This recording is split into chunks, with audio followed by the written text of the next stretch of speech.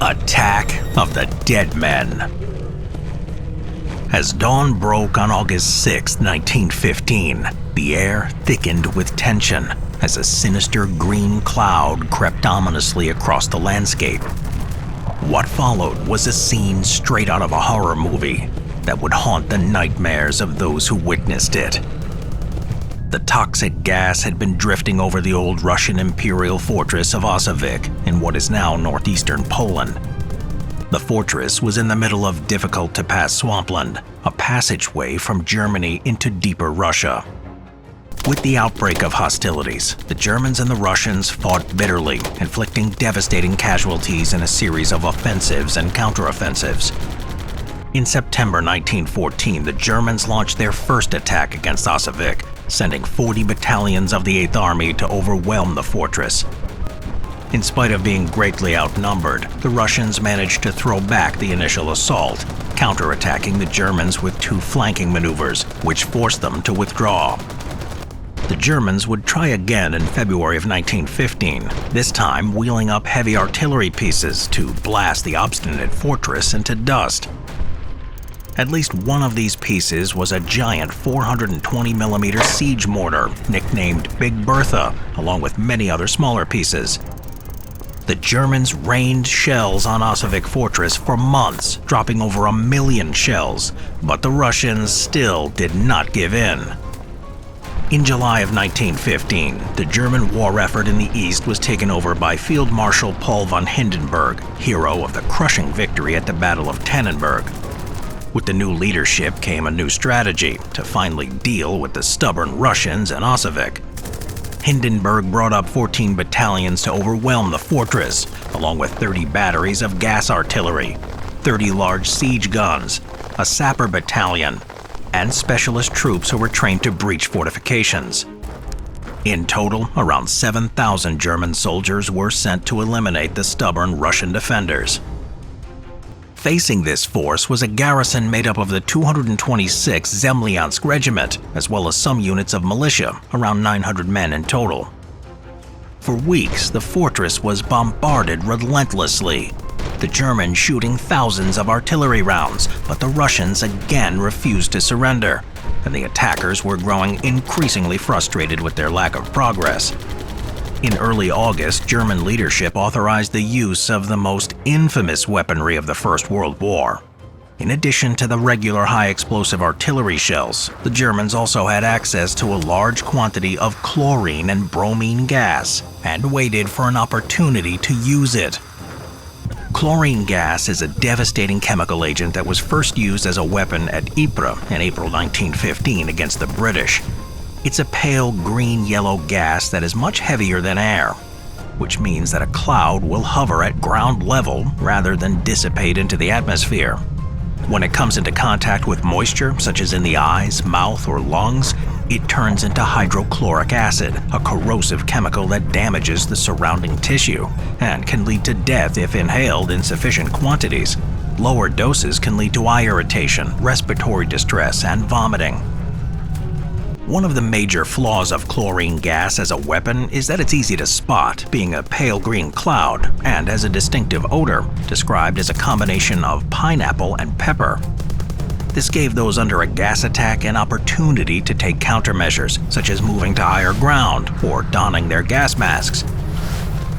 On August 6, 1915, at around 4 a.m., the wind and weather conditions were right, and the Germans launched their attack, firing a barrage of conventional artillery shells while also deploying the deadly gas from 30 batteries. The effects were apparent even before the gas reached the Russian lines. As the sickly pale green cloud inexorably crept forward at ground level, grass turned black and leaves in trees instantly turned yellow as the contained moisture turned into hydrochloric acid. Birds and insects fell to the ground dead as the cloud moved on. Copper plating on guns and shells were corroded on contact, turning to chlorine oxide. When the cloud reached the Russian lines, the men inhaled the deadly toxin. The Russians had a few gas masks which were in poor condition, and not enough for all the men, so were forced to use rags covered in water or urine tied around their noses and mouths to protect against the poison. Chlorine gas is water-soluble, so this can mitigate some of the toxicity before it enters the lungs or mouth, but this is obviously far from ideal. The gas reacted on contact with moist surfaces, the hydrochloric acid dissolving tissue in the eyes, mouth, and lungs. Russian soldiers began coughing uncontrollably as their respiratory system was being eaten alive. Many coughed up blood, scores died during the onslaught, and after months of effort, the way into Osijek was clear. Capitalizing on the Russians' confusion, the Germans formed up and wearing gas masks, 14 battalions began their assault on the fortress, their artillery guns stopping to avoid hitting their own men. As they made their way across no man's land, the discolored and silent landscape bore testimony to the destructive power of the chlorine. They were expecting little, if any, resistance from the Russians, who bore the brunt of the noxious cloud. They were mistaken. As they approached, the German soldiers, expecting an easy victory, were faced with a horrifying sight. Instead of dead enemies, inexplicably, the Russians were launching a bayonet attack. In spite of the tremendous toll the gas had taken, some of the Russian soldiers were still alive. Sub-Lieutenant Vladimir Kotlinsky was the highest-ranking survivor and organized the remaining Russian defenders for a counterattack. The surviving members of the 8th and 13th Company formed up and were charging towards the advancing Germans. There were only around 100 who managed to countercharge, not nearly enough to repel the attackers. Their attack was not only physical, but also psychological. In what must have looked like a nightmare made real, the Russian soldiers must have looked like a horde of the undead, stumbling and shambling forwards, clutching corroded weapons, blood leaking from irritated eyes, fresh blood staining their uniforms as they closed the distance with the Germans. From the German perspective, it seemed as if the dead had returned to life to oppose them, and rather than finishing off vulnerable soldiers, were facing a horde of newly risen zombies. Seeing this horrific sight of the dead now charging towards them, panic gripped the Germans, whose attack stalled out in the face of the onslaught. Terror gripped the men, and many turned and ran in fear, heedless of everything except getting away. In some cases, they were so frightened that they became caught in their own barbed wire defenses. Some of the surviving Russians in the fort managed to fire the 5 remaining artillery pieces, further adding to the confusion.